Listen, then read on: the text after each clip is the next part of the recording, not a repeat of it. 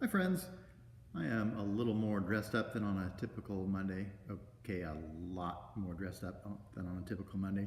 It's because this morning I was down at the EPA offering some testimony at an open hearing on some proposed rules changes. So um, there's me right out in front of the EPA. It was chilly down there this morning.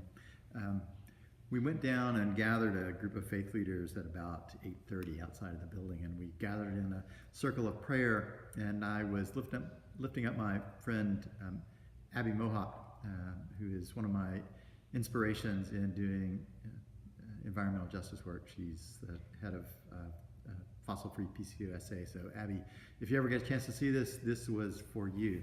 And anyway, here's what I said at the hearing this morning.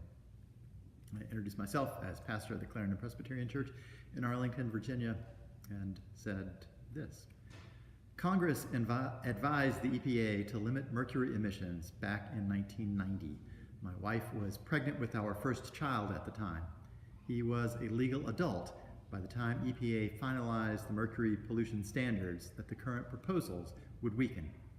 Mercury pollution from coal-fired power plants has decreased by 80% since those rules were enacted in 2011.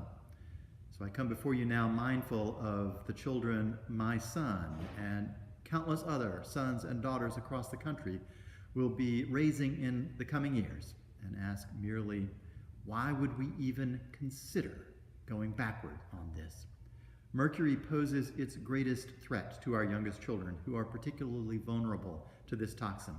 We have significantly improved the health prospects of the next generation of American children through the current rules. Let's not roll back the clock on our youngest citizens. I grew up in East Tennessee. I've worked in Eastern Kentucky.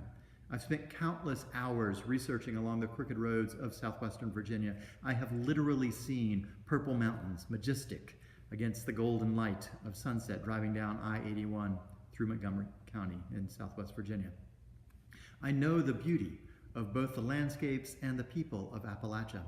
Weakening mercury pollution standards is bad for both the landscapes and the people of Appalachia.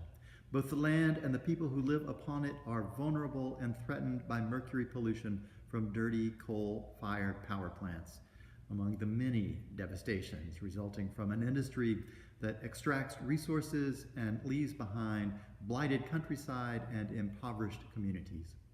The great texts of my tradition call us to protect the most vulnerable of our people and to be good stewards of the earth and all its creatures.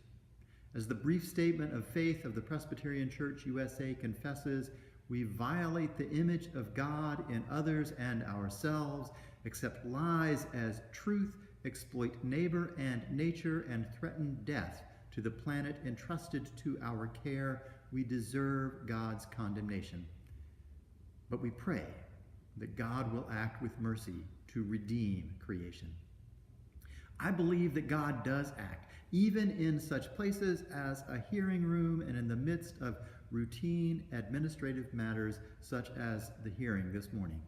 Even here, even now, if we listen for the still small voice of God speaking through the laughter of a healthy child, through the yearning voice of a young mother, through the cry of a hawk soaring above an Appalachian river, if we listen for God calling us, we will know how to respond.